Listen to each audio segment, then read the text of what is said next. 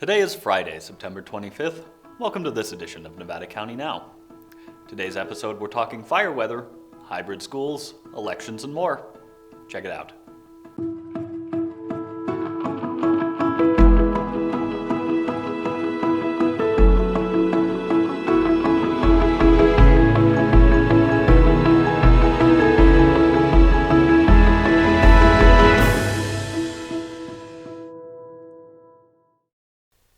Hello and welcome to Nevada County Now. I'm your host, Cole Pettit. The National Weather Service in Sacramento has updated their initial fire weather watch to a red flag warning starting at 9 p.m. tomorrow, Saturday the 26th, and lasting until 12 p.m. Monday the 28th. Winds are expected to be at 15 to 25 miles per hour, with gusts up to 30 to 40 miles per hour, and humidity is expected to be low. They advise that you're extra cautious during this time. Have your emergency plan ready, stay situationally aware with trusted news sources, and check in with your 5 emergency allies. Due to this situation, PG&E has announced Public Safety Power Shutoff Watch. This is their new terminology to alert customers to a possible PSPS event in the area. The next step, should conditions warrant it, will be to issue a warning 4 to 12 hours before an event indicating that a PSPS event is imminent. For now, it appears the affected areas won't include Nevada County, but conditions may still change, so continue to be prepared. Visit PG&E's webpage or visit readynevadacounty.org/dashboard for updates from PG&E, the National Weather Service, and the Office of Emergency Services. We've seen an increase of 28 COVID-19 cases this week, bringing our total to 531 confirmed cases. 47 cases are currently active with 2 hospitalizations. 19,209 tests have been performed, an increase of 653 tests this week. The death toll has increased to 7. On Tuesday, the state announced that Nevada County has moved into the less restrictive moderate tier, which is orange. Some notable changes this will allow are that restaurants can open indoors up to 50% capacity or 200 people, whichever is fewer. Retail can open with modifications and no capacity limits. Movie theaters can open indoors up to 50% capacity or 200 people, again whichever is fewer. Gyms and fitness centers can open indoors up to 25% capacity. Indoor pools are included with modifications. Family entertainment centers can open indoors up to 25% capacity with modifications for naturally distanced activities, including bowling alleys and climbing walls. Places of worship can open indoors up to 50% capacity or 200 people, again, whichever is fewer. Bars and breweries can open outdoors only with modifications and without food. Wineries can open indoors up to 25% capacity or 100 people, again, whichever is fewer. While this is good news, Nevada County Public Health wants to remind everyone that we're not done yet. As we move to less restrictive tiers, we need to be even more diligent than ever before, as we'll likely have more potential for exposures. With so few residents, it doesn't take many new cases to make a significant impact. The data can easily move in the other direction, and if we want to keep moving forward, it is incumbent upon us as a community to embrace safety and continue to reduce the spread. They encourage you to continue practicing social distancing, masking, hand washing, and minimizing social mixing between households. Visit mynevadacounty.com/coronavirus for local data, or visit covid19.ca.gov for more information from the state. On the heels of the county's move to the moderate, less restrictive tier, some schools are poised to return to in-person instruction utilizing a hybrid model.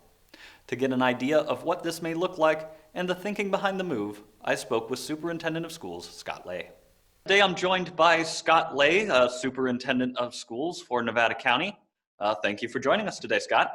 Absolutely, Cole. Glad to be here virtually again, even though we're across the street from each other. One day we will actually get to meet in studio, but happy to be here and talk about, I'm sure, COVID and our schools and distance learning and hybrid and where we're at and where we're going.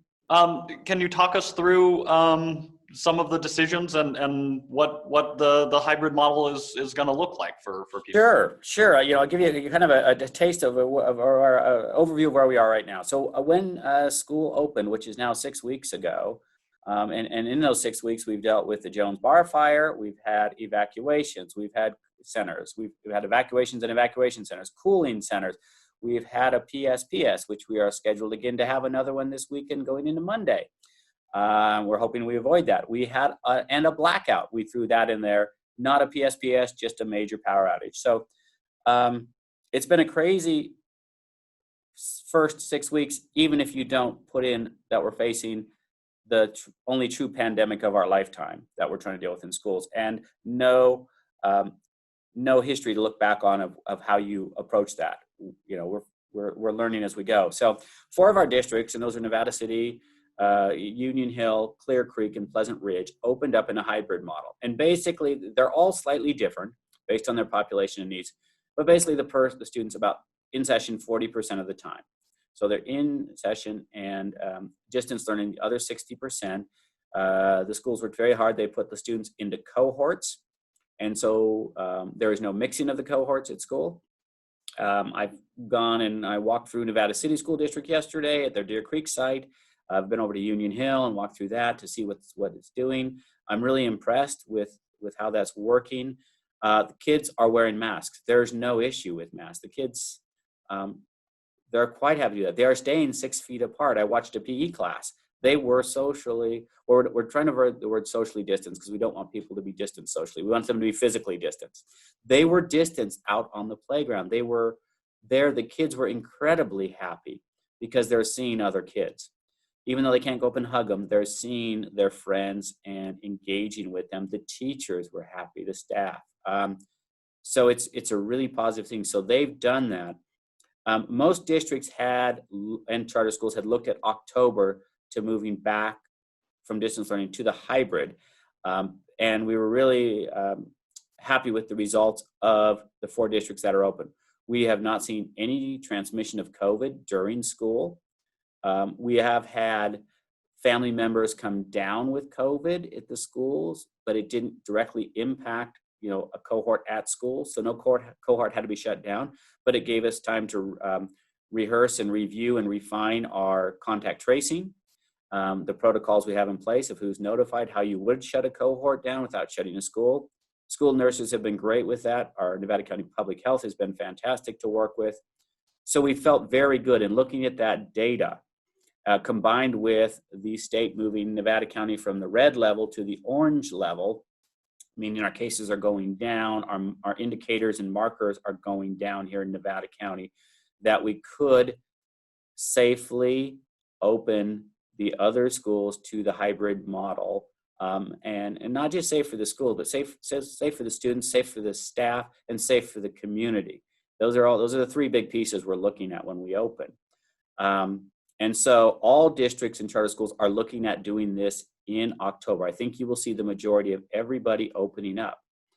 On a kind of a side note, we've also looked at Mount St. Mary's and Forest Lake Christian, and they're open fully, 5 days a week, old style learning, 2020 style learning, what we used to do.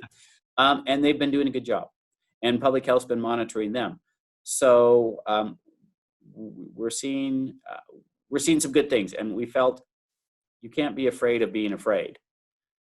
We are following all the California Department of Public Health guidelines, the Nevada County Public Health guidelines, which are in line with that. We've worked through my office with my director of school safety, has worked with every district. We've walked through all the schools. We've set the spacing up. We've put the arrows of one-way walking, 6 feet apart, the mask distribution, hand sanitizer distribution, face shield distribution.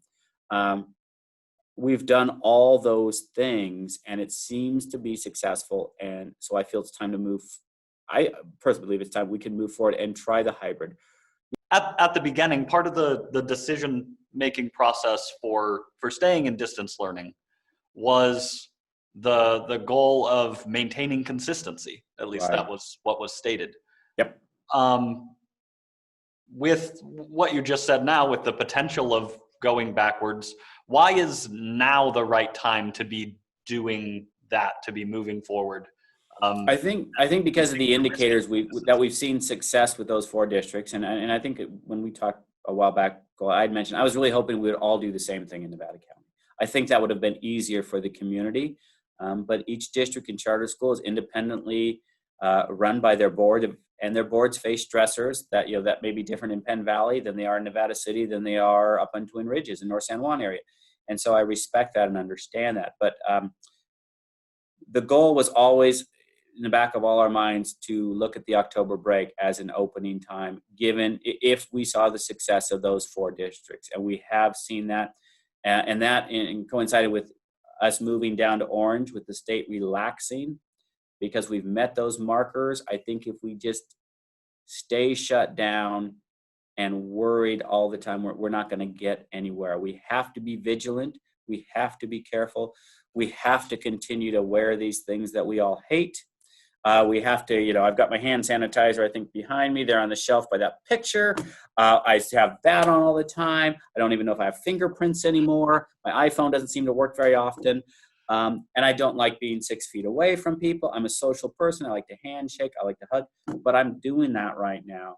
And I think we need to stay vigilant with that and open up smartly on the route we're taking. And I think we can do it safely.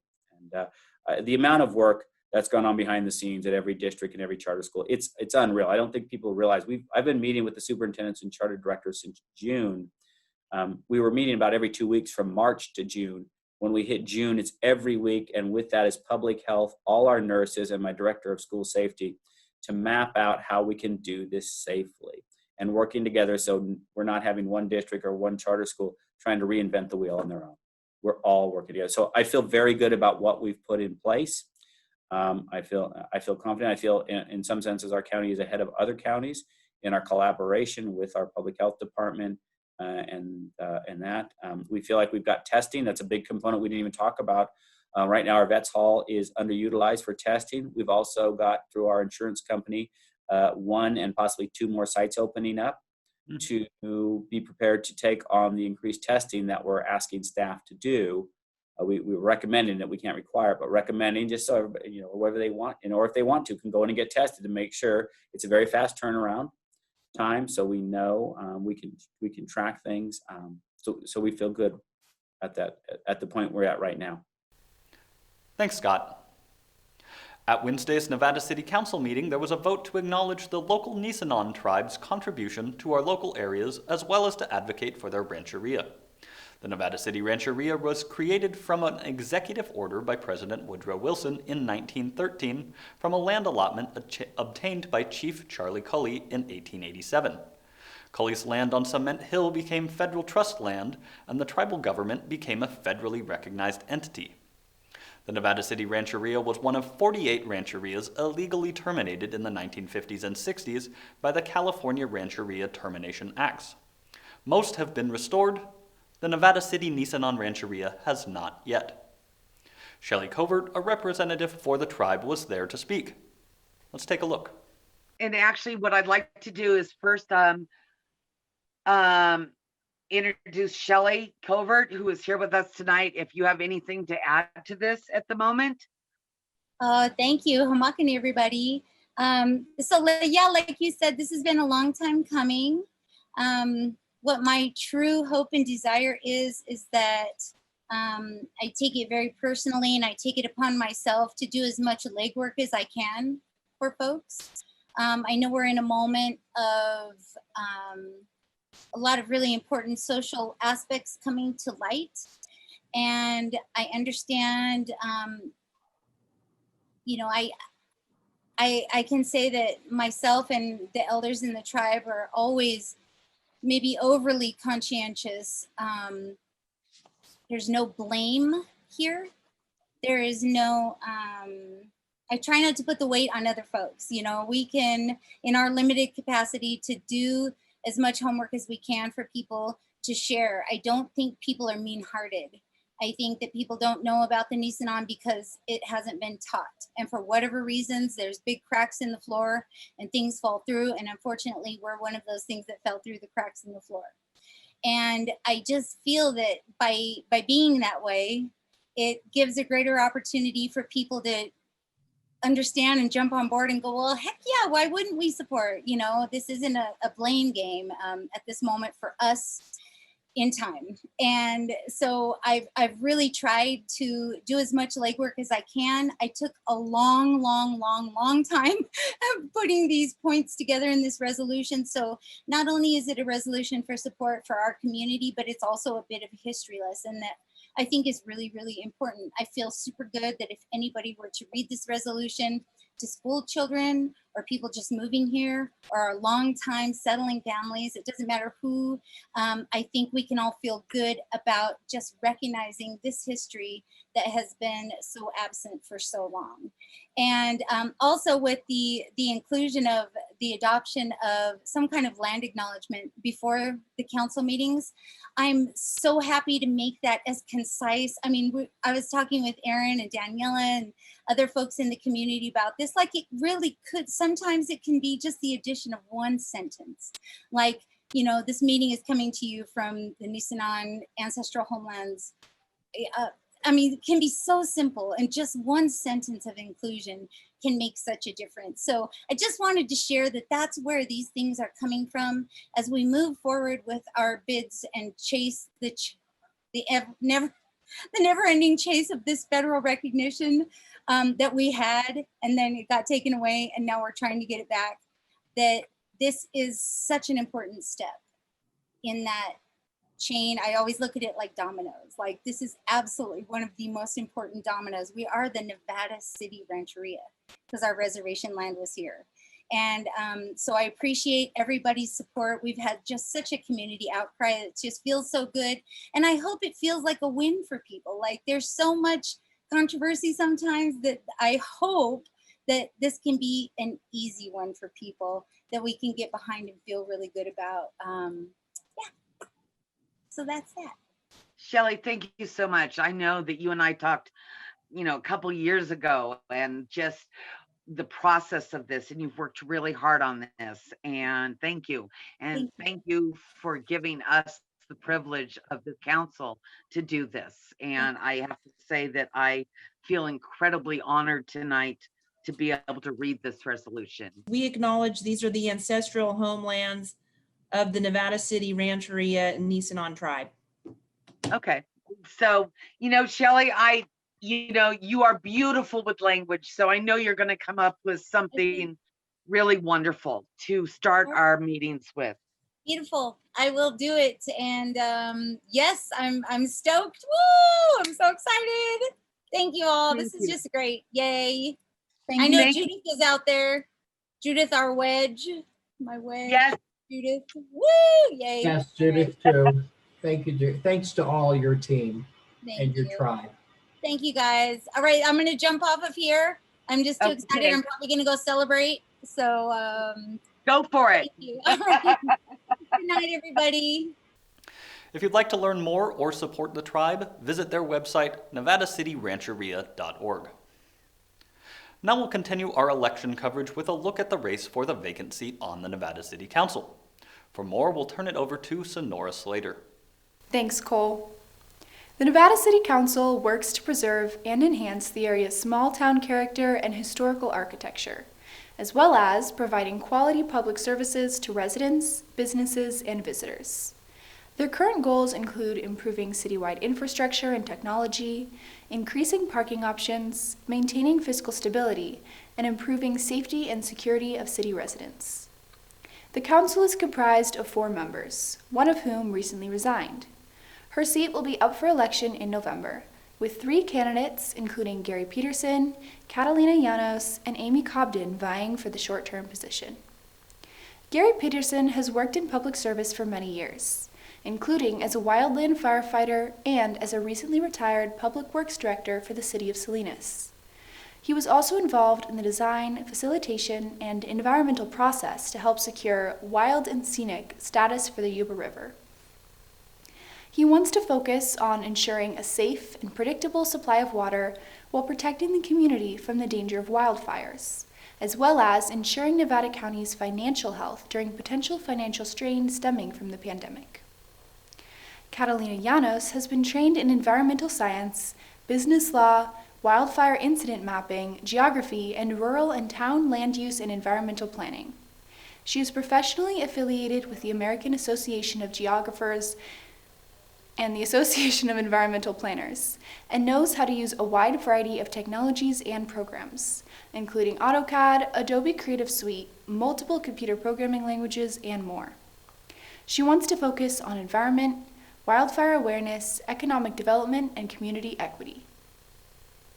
Amy Cobden was born and raised in Nevada County and came back in 2014 because of her love for the community.